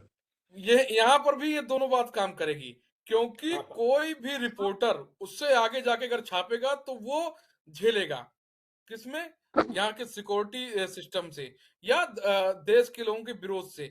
आपने देखा अभी दुनिया भर के पत्रकार हैं जो कुछ ऐसी घटनाएं कर देते हैं, और इसी इसी देखिए, नेशनल इंटरेस्ट और मानवीय इंटरेस्ट को कारगिल में जो भूल गया था, आज तक उसको भुगतना पड़ता है, आज वो भुगत भी रही है। तो आप अगर ऐसी गलती कर, आपको ठीक है उस समय खबर नहीं मिली, कोई बात नहीं, लेकिन दूसरा कोई भी नहीं छाप पाएगा, और अल्टीमेटली आप पावरफुल हैं तो फिर लौट के वो आपके पास ही आएगा अपनी बात कहने के लिए, और जो उसकी सही बात है। देखिए, सच कहने के लिए सच कहना तो भुगतना पड़ता है। आप चाहे वो किसी ने भी कहा हो, चाहे पौराणिक इतिहास की बात हो, चाहे, तो अगर आप सच सच कहेंगे, थोड़े बहुत उसके भी नुकसान मैं आपको, मैं ये भी उसी रिस्क तरफ, है इस जोन पर। आनंद जी, मैं वही ध्यान दिला जैसे आपने उस बच्चे का उदाहरण दिया। हर जगह नेशनल इंटरेस्ट मेरे ख्याल लगे ये जरूरी नहीं है। कई बार ऐसा भी होता है कि जो आतंकवादी है वो किस परिस्थिति में आतंकवादी बनता है, उसके साथ किस तरह का टॉर्चर किया गया, ह्यूमन राइट्स की प्रॉब्लम, बहुत सारी ऐसी चीजें हैं। तो एक तो स्वतंत्र विचारक के रूप में आप दोनों इश्यूज को, मुझे लगता है उसमें कोई नेशनल इंटरेस्ट वाली बात शायद क्लैश न करें, आप उन दोनों मुद्दों को लेकर के उनकी व्याख्या करते हुए, एनालिसिस करते हुए, शायद जो हमारे पॉलिसी मेकर्स हैं उन तक ये बात पहुंचा सकते हैं कि ग्रास रूट पर ये चैलेंजेस हैं, इसलिए ये प्रॉब्लम्स आ रही हैं, वो आतंकवादी वो इसलिए मानवीय बना। पहलू हो गया सर, हाँ, वही कह रहा हूं मैं, तो इस तरह की बात आप कर मानवीय सकते पहलू हो हैं। गया, क्योंकि ग्रास भाई, फोर्सेस जो कर रही हैं वो अगर गलत कर रही हैं तो वो हमारा हाँ। काम है मानवीय पहलू, कि ये मानवीय पहलू पे कर रहे हो तो इसलिए लोग आतंकी बन रहे हैं, इसलिए लोग आपको विरोध कर रहे हैं। तो वो अल्टीमेटली क्या हो, वो भी नेशनल इंटरेस्ट में ही है कि जो गड़बड़ियां, जो हमारे संसाधन बर्बाद हो रहे हैं, या जो हम, वो भी तो हमारे ही लोग हैं। आखिर हमारा अगर कोई विरोध कर रहा है, या जैसे अभी नक्सली है, नक्सली मान लिया, तो उनके इश्यूज को एड्रेस करिए आप। हम्म। आदमी को जब आप एड्रेस करेंगे कि नहीं ये आदमी सही है गलत, तब गड़बड़ हो जाएगी। इश्यूज को एड्रेस करेंगे कि ये गड़बड़ हो, जैसे मैंने एक कहानी मैंने लिखी थी कि बदल गए कश्मीर के खिलौने। हमारे आपके बच्चे को जब आप खिलौना लाते हैं तो मिक्की माउस ले आएंगे, क्या नाम है, कोई कार्टून टाइप का ले आएंगे, कोई हेलीकॉप्टर ले आएंगे। लेकिन जब आप कश्मीर पहुंचते हैं तो आप देखिएगा कि बच्चों के हाथ में गन होती है, AK-47 से नीचे वो समझते हैं। तो मैंने उसको एड्रेस किया कि अगर कश्मीर का खिलौना बदल जाए तो यहाँ की जिंदगी बदलने में देर नहीं लगेगी। और जब तक ये खिलौना बदलने के लिए कम से कम आपको 14 से 15 साल चाहिए, जिसमें वो बच्चा जब जन्म लेता है 15 साल में युवा होता है, जब टीन होता है, जहाँ टीन लगता है, जहाँ टीनेज जिसको कहते हैं, जब वो पार कर लेगा, तो अगर आप उसके तब तक उसके खिलौने तक बदलने में आप कामयाब रहे तो फिर कश्मीर बदल जाएगा। तो चूंकि मैं देखिए सर, पीछे या आगे दोनों जो इंटरेस्ट है मानवीय और राष्ट्रीय, दोनों वो तो आगे रहेंगे और तो पीछे रहेंगे। करना सब कुछ आपको उन्हीं के पीछे, क्योंकि जो आप ये कह रहे हैं कि अगर हम उनकी चीजों को एड्रेस करते हैं, वो उनकी चीजों को एड्रेस करेंगे, वो भी नेशनल इंटरेस्ट में कि हमारा कोई बच्चा आतंकी में ना बने, कोई बुरहान वानी ना बने, कोई हम चाहेंगे कि फयाज बने, लेफ्टिनेंट फयाज बने। तो अगर आपको वो चाहिए तो आपको ये करना पड़ेगा, और वो नेशनल इंटरेस्ट में है, मानवीय इंटरेस्ट में कोई दिक्कत ही नहीं है इसमें। अच्छा, लेकिन एक बात आपने इनडायरेक्टली कह दी, मैं वही सवाल आपसे पूछने वाला था कि एक पत्रकार के रूप में रिपोर्टिंग तो आप कर रहे हैं, वो तो ठीक है, उसका एक पक्ष है, जी लेकिन एक जी पत्रकार लेखनी का भी धनी होता है, और उसके बाद बहुत सारे तरीके हैं बात को कहने का, रिपोर्टार्स, फीचर, जी कहानी, उपन्यास, बहुत सारी चीजें हैं। जैसा आपने बताया कहानी के माध्यम से लिखा। कोविड से पहले मैं दिल्ली में एक खालसा कॉलेज है, वहां एक सेमिनार में गया था। एक कमलेश कमल नाम के सिक्योरिटी फोर्सेस के एक ऑफिसर मुझे मिले। वो हमारे सीनियर हैं, साहित्यिक, हमारे सीनियर हैं। हाँ, साहित्यिक प्रकृति के व्यक्ति हैं। एक उपन्यास लिखा उन्होंने, मैं नाम भूल गया उपन्यास का भी। नक्सलाइट उनकी जो ड्यूटीज है ना, वो छत्तीसगढ़ और उस एरिया हाँ में रही। नक्सलाइट हाँ प्रॉब्लम को लेकर के इतना बढ़ाया उपन्यास है। वो जो उसके नायक नायिका हम्म, हैं, उनके उस प्रेम से लेकर के किस तरह से वो सारे वहां के उस माहौल में बड़े होते हैं, कैसे उन समस्याओं से जूझते हैं। तो एक ये भी तरीका हो सकता है। तो क्या कभी उस तरह के मन में आपकी भी भावनाएं जगी कि हम इस माध्यम से भी बात करें, क्योंकि 15 तीन साल ये किताबें मैं रिपोर्ट। तीन कि, जी। तीन हाँ किताबें मेरी लाइन पे हैं, और हाँ हाँ। तीनों के अलग अलग पहलू पे लाइन पे हैं। एक फोर्स पे आ रही है, एक पर्टिकुलर कश्मीर पे है, और एक ऑपरेशन कैसे प्लान चार्ट आउट होता है और कैसे उसको लोग भुगत रहे हैं। कमलेश वाह। कमल जी मेरे नवोदय विद्यालय के सीनियर हैं, इत्तेफाकन। अच्छा अच्छा अच्छा। और हाँ, हाँ, वो हमारे नवोदय विद्यालय के सीनियर हैं, तो अद्भुत अद्भुत काम उनकी कर रहे हैं कोई साहब। बीबी, हाँ, वो काफी काम कर रहे हैं, वो साहित्यिक हैं, और इस नाते उनने किताबें उस तरह के। देखिए सर, दो दो चीज होती है। अ, जब आप इन सब चीजों से जुड़ते हैं तो आप मतलब एक जब एक थोड़े से, क्योंकि किताब ही लिखने के लिए, रिपोर्ट, ये सब सारी चीजें तो हम अखबार या चैनल या ऑनलाइन के लिए लिख देते हैं।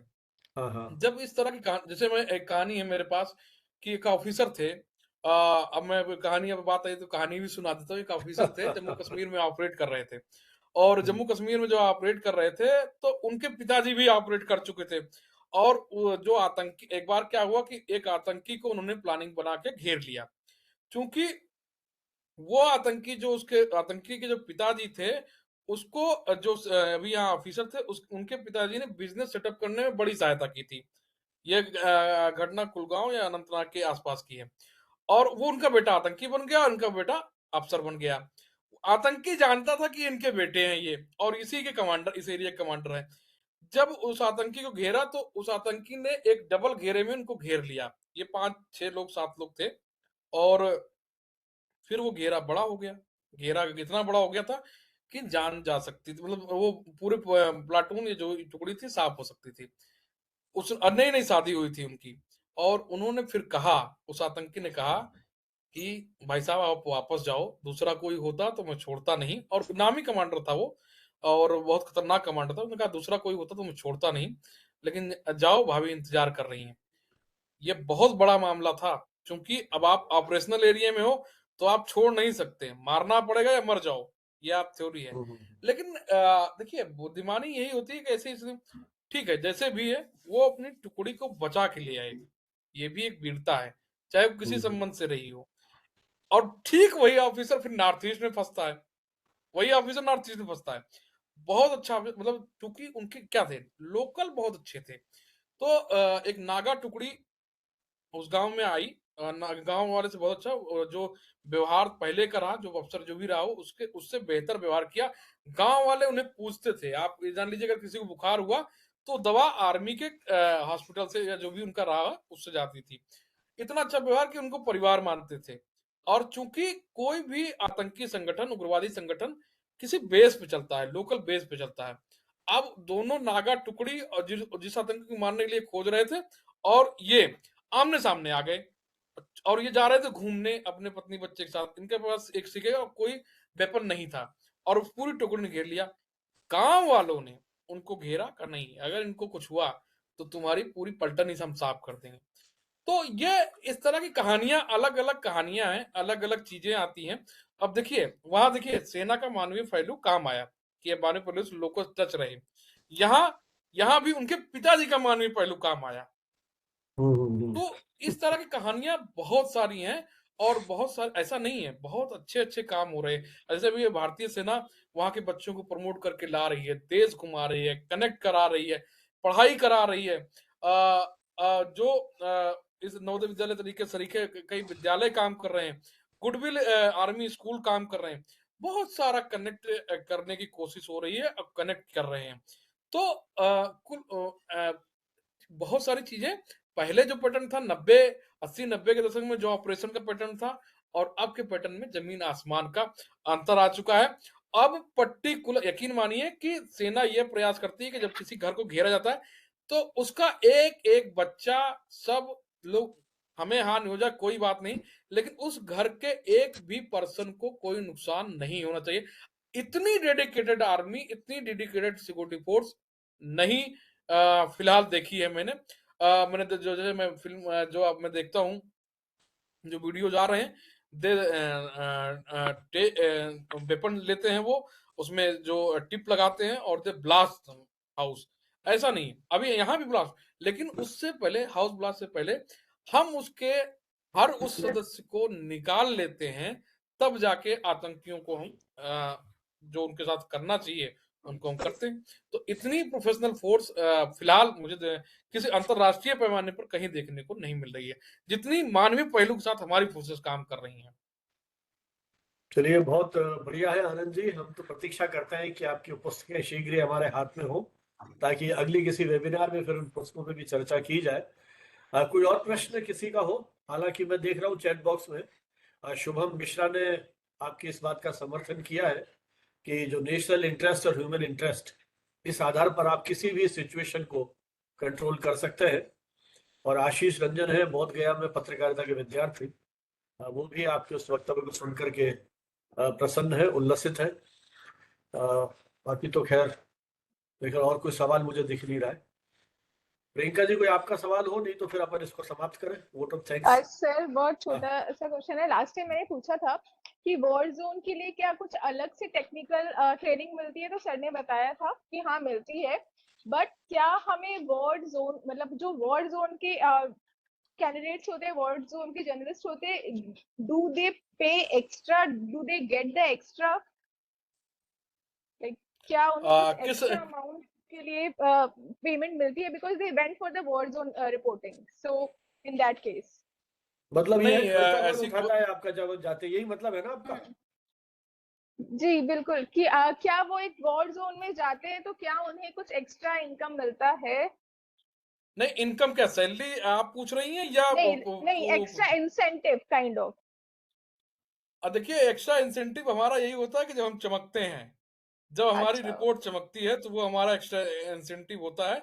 और देखिए आप जब भी कोई कार्य करते हैं, जब भी आप अच्छी रिपोर्ट करते हैं, तो निश्चित रूप से संस्थान, कोई भी संस्थान अलग अलग तरह से आपको उच्चीकृत करता है, कई मायनों में उच्चीकृत करता है। मैं आपको एक जनरल बात बताऊं, मुझे एक बार की बात है, मैंने कोई बात कही, तो हमारे किसी ऑफिसर, हमारे किसी बहुत वरिष्ठ ऑफिसर ने कहा कि आनंद, तुम्हारी रिपोर्टिंग ही तुम्हारा पुरस्कार है। तो आप जब जिस रिपोर्ट के दम पर हम खड़े होते हैं, आज अगर आनंद है तो उस रिपोर्ट के मेरे जैसे कई आनंद हैं, लेकिन अगर आनंद की पहचान बनी तो उस पर्टिकुलर रिपोर्ट से पहचान बनी है। और इस देश में, इस दुनिया में पहचान से मुझे लगता है पहचान से बड़ी कोई कीमत नहीं होती है। अगर आप अपने आप को स्थापित कर पाए तो वो बड़ी बात होती है। दूसरी बात यह है कि ये मौका कितने लोगों को मिलता है, वही खुद में पुरस्कार है कि आप अगर जैसे कश्मीर रिपोर्ट करने का मौका कहा जा रहा है, मणिपुर रिपोर्ट करने का मौका कहा जा रहा है, यूक्रेन रिपोर्ट करने का मौका कहा जा रहा है, इजराइल, तो कितने पत्रकारों को वो मौका मिलता है। बहुत 7,000 8,000 हमारा जो संस्थान है उसमें 8,000 9,000 लोग काम करते हैं, उसमें आपको एकमात्र एक चुन के भेजा जा रहा है, तो आप उस 8,000 उस वशिष्ठ 8,000 में से आप वशिष्ठ हो गए, तो यही अपने आप में पुरस्कार होता है। रही बात आपके जाने आने और सारा करिकुलम की, तो निश्चित रूप से वो संस्थान बियर करता है और आप उसी आधार पर आपका सारा कुछ ऑपरेशन होता है। वैसे प्रियंका जी की जानकारी के लिए राजस्थान पत्रिका एक ऐसा समाचार पत्र है जो प्रतिवर्ष कई कैटेगरीज में पत्रिका के जितने भी एडिशन है, मेरे ख्याल 60% एडिशन है देश भर में, उनके सबके रिपोर्टर्स को अलग अलग कैटेगरी में राजस्थान पत्रिका के जो पुराने पत्रकार थे, दिवंगत पत्रकार, उनके नाम से पुरस्कार शुरू कर रखे हैं। और हर वर्ष एक बहुत बड़ा फंक्शन होता है और उसमें वो उनको पुरस्कृत करते हैं, सम्मानित करते हैं। तो ये एक, और बल्कि उन्होंने तो एक उनके जो संस्थापक थे कुलिश जी, उनके नाम से भी एक पुरस्कार शुरू कर रखा है वो दुनिया भर के पत्रकारों के लिए। तो वो एक बहुत बड़ा उनके जी जी उसमें सर, योगदान है। बिल्कुल, बिकॉज साहित्यिक आजकल के पत्रिका साहित्यिक पुरस्कार भी देते हैं ये, एक कहानी और आजकल एक के कविता सर के जो ऊपर। यूथ है उनका इंटरेस्ट बहुत सारी चीजों में ऐसा है कि अब मेरा इंटरेस्ट है वॉर जोन रिपोर्टिंग में, लेकिन if there is not a nice amount of money they will get, then they switch that, because कहीं ना कहीं अल्टीमेटिव मोटिव है। तो उन्हें इस पॉइंट में भी क्लैरिटी होनी चाहिए। That's why I raise this question. Thank हाँ यू सो हाँ मच सर। एक दो मित्रों ने सवाल उठाए पत्रकार मीडिया में भ्रष्ट आचरण और इसको लेके, तो मुझे लगता है ये विषय अपना नहीं है। अपना विषय फिलहाल जो है मेरे ख्याल उसी पर विचार केंद्रित करना चाहिए। बाकी तो विषय ऐसे हैं, वो तो जो मूल्य का अवमूल्यन तो देश में और दुनिया भर में न जाने कितने क्षेत्रों में हो रहा है, वहां अपन जाएंगे आदमी तो ही है अलग। सर। हाँ वही कह रहा हूँ, अलग नहीं नहीं, वेबिनार है। आदमी हाँ मैं वो कह रहा हूँ कि आदमी वही होता है, नैतिक नैतिक बिल्कुल। मूल्य वही होते हैं। आदमी चाहे पुलिस में चला जाए, बस चाहे शिक्षा में चला जाए, बस चाहे बस पत्रकारिता में आ जाए, तो कह रहा हूँ, वो तो वही हाँ रहेगा। समाज के हर हिस्से का अवमूल्यन हुआ है, तो वो विषय तो फिर कभी और चर्चा करेंगे उन नैतिक प्रश्नों की। ये खुद हमारे ऊपर निर्भर करता है ना। यदि उधर चले गए तो फिर जिस सम्मान की और पुरस्कार की बात हो रही है ना, फिर आनंद जी हमारे यहाँ भाषण देने नहीं आते। जो पत्रकार आ रहे हैं उनका योगदान है किसी सोसाइटी को, किसी इश्यू को, किसी थीम को, इसलिए हम उनको याद करते हैं, है ना। तो इसलिए वो प्रश्न तो ठीक है, वो यही चुनौतियां चलती रहेंगी। जी कुछ कह रहे थे आनंद यही जी? हमारा पुरस्कार। मतलब मैं मैं अपने दर्शकों को और अपने आपके बताना चाहूंगा कि आप अभी हो सकता है कई लोग परिचित ना हो इस बात, बनावट जी जैसा प्रोफेसर आपको नहीं मिलेंगे, आपको अध्यापक नहीं मिलेंगे, आपको परिवार नहीं मिलेंगे। और मैं इस चीज का ऋणी हूं कि मैं अ, मुझे इस काबिल समझा और इस काबिल बनाया कि मैं आके आज 4 बातें सर के सामने कह पा रहा हूँ कि मैंने ये किया है। ये मैंने बताया नहीं, मेरा कुछ है नहीं, ये मेरी रिपोर्ट है जो मैं आज प्रस्तुत कर रहा हूँ सर के सामने कि 15 सालों में मैंने ये किया है सर, आप देख लीजिए, बाकी अब हम नहीं जानते। नहीं आनंद जी, ये तो आपकी आत्मीयता है, हम तो केवल उत्प्रेरक हैं। जो कुछ है वो सब आपकी मेहनत का परिणाम है, और मैं आभारी हूँ कि आपने इतना सम्मान दिया है। और यही शायद एक शिक्षक की पूंजी है कि अपने ये सारी मित्र मंडली है, विद्यार्थी भी एक सीमा तक होते हैं, बाद में सब मित्र हो जाते हैं। आज वो इतने क्षेत्रों में काम करते, हम भी गर्व से सीना उठा के बैठे हैं, अच्छा वो हमारे साथ वहां थे, ये थे, और उन्होंने आज ये किया है। तो जब भी जैसे ही आपसे बात हुई और इन मुद्दों पर बात हुई, तो मैंने सबसे पहले आपको ही कहा कि आप इस मंच पर आकर के बोलिए। तो आपने कहा नहीं, पहले नीरज जी को बुलाइए, उस अंतर्राष्ट्रीय परिदृश्य की वो बात करेंगे। तो जितनी सहजता के साथ आप लोगों ने बात की, तो मुझे लगता है कि जो कुछ धारणाएं युवा मित्रों के मन में है, उन धारणाओं को भी तोड़ना चाहिए उनको। पूरा समाज भ्रष्ट नहीं हुआ है, कुछ ऐसे पत्रकार हैं जिनकी रीढ़ की हड्डी अभी भी है, उसी कारण से ये जो प्रोफेशन है वो बचा हुआ है। तो मैं सोचता हूँ सब कि कुछ इन्हीं अच्छा, शब्दों सब के, कुछ बुरा नहीं होता है, हाँ कुछ हाँ लाइन बिल्कुल बिटवीन द हमेशा रहती है। बिल्कुल बिल्कुल ये है। तो मैं अब भारतीय विद्यापीठ के school of journalism and mass communication के जो अध्यक्ष हैं आयुषी सचदेवा जी, उनसे अनुरोध करूंगा, बहुत दिनों बाद, मतलब कई वेबिनार्स के गैप के बाद, वो अपनी शायद पीएचडी की व्यस्तता के कारण नहीं जुड़ पा रही थी, तो आज वो मुझे दिखी है अभी। तो मैं उनसे अनुरोध करूंगा कि आप अपने कुछ भावनाओं के साथ आज के इस कार्यक्रम के समापन में वोट ऑफ थैंक्स भी प्रपोज करें। जी good evening sir and thank you for giving me this opportunity. मैं बहुत सारे वेबिनार मिस कर चुकी हूँ, बिल्कुल सही कहा सर आपने तो ये सिर्फ आप ही की कृपा है कि पीएचडी का भी एक प्रोसेस मेरा जो आपने शुरू कराया और वो चल रहा है, तो मैं आनंद जी के बिल्कुल सपोर्ट में हूँ कि सर एक फैमिली है, सर एक अध्यापक है और सर एक सपोर्टर है। तो उसमें मैं काफी व्यस्त थी, तो आज शायद टॉपिक भी बहुत इतना इंटरेस्टिंग था और आनंद जी ने उसको बहुत अच्छे से लिया।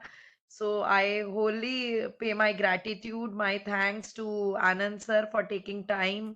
एंड काफी बडिंग जर्नलिस्ट मैंने विंडो पे देखे जो पार्टिसिपेंट्स थे हमारे, जो आगे जाके इस फील्ड में जाके नाम रोशन करेंगे, तो आपने उनको एक मार्गदर्शन दिया, एक गाइडेंस दिया। तो ये उनके लिए काफी अच्छा मौका था जिन्होंने इस मौके का फायदा उठाया और आपकी नॉलेज एक्सपीरियंस को गेन किया। So I share my wholehearted thanks to you for giving us time as apart from like communication today and Bharatiya Vidyapeeth. And my other thanks sir को कहना नहीं चाहिए, बनावत सर को, to बनावत sir and professor M N Hooda sir, कि काफी उन्होंने अपॉर्चुनिटीज दी टीचर्स के लिए, पैनलिस्ट के लिए, सभी के लिए लर्निंग अपॉर्चुनिटी है ये जो सर कैरी ऑन करते हैं, कोई आए ना आए पर बनावत सर नहीं रुकेंगे। सर अपने आप वेलकम भी कर लेंगे, सर वोट ऑफ थैंक्स भी कर लेंगे, और अगर स्पीकर मिस हो जाएगा तो सर उस टॉपिक पे उच्चारण भी कर सकती है। तो इतना सक्षम सभी को बनना है, मुझे लगता है बनावत सर से हम सबको यही सीखना है।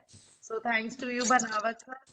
चलिए, बहुत बहुत धन्यवाद आप सभी के इस सपोर्ट के लिए भी। मैं भी अपनी ओर से धन्यवाद देते हुए एक छोटी सी सूचना, अगली जो हमारी वेबिनार है वो 9 तारीख को है, वही शाम की 6 बजे, 5:30 बजे।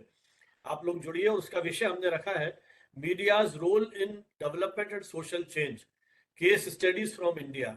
हाल ही में किताब आई है डेवलपमेंट कम्युनिकेशन की, प्रोफेसर राजेश कुमार की, जो दून यूनिवर्सिटी देहरादून में पढ़ा रहे हैं। उनसे मैंने आज बात की है, तो उन्होंने अपनी सहमति दी है और वो आपके साथ इस विषय पर बातचीत करेंगे। तो 9 तारीख को अभी अपनी लगातार है, 12 तारीख को बाल दिवस है, 12 नवंबर को, नहीं sorry, public service broadcasting day 12 नवंबर को, तो उस पर अपना एक सेशन होगा। उसके बाद 14 नवंबर बाल दिवस है, उस पर मैं एक प्लान कर रहा हूँ। 16 नवंबर प्रेस डे है, तो एक उस पर मैं वेबिनार प्लान कर रहा हूँ। तो लगातार अपनी रहेंगे, तो आप सब जुड़िएगा। और 21 नवंबर है वर्ल्ड टेलीविजन डे। तो ये अगली जो 4-5 वेबिनार से वो अपन फिक्स कर चुके हैं। विषय और एक्सपर्ट्स जैसे ही फाइनल होते जाएंगे, हम आपको सोशल मीडिया के थ्रू जानकारी देंगे। हमारा व्हाट्सएप ग्रुप लिंक उसमें वो चैट बॉक्स में दिया है।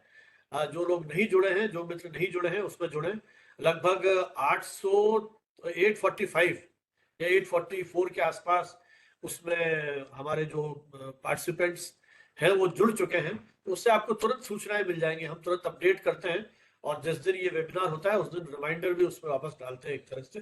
तो जिनका इच्छा है जुड़ने की, तो वो उसके साथ जुड़े। दूसरा, हमारा जो YouTube चैनल है उसको भी आप सब्सक्राइब करें। ये सारे हमारे जो वीडियोस हैं उस पर डालते हैं। आपके मन में जब भी कोई सवाल हो, आप YouTube का जो हमारा कमेंट बॉक्स है उसमें लिख सकते हैं, आगे के लिए सुझाव दे सकते हैं। और इस विषय पर भी कुछ पूछना चाहे तो वो जो अपनी एक वैचारिक यात्रा है वो निरंतर चलती रहेगी। इन्हीं शब्दों के साथ बहुत बहुत धन्यवाद। जय हिंद, जय भारत। और अधिकांश मित्रों को सर्टिफिकेट मिल गए हैं, जिनको नहीं मिले हैं तो बाकी प्रियंका जी हैं, वो उस मोर्चे को संभालेंगी। Thank you very much.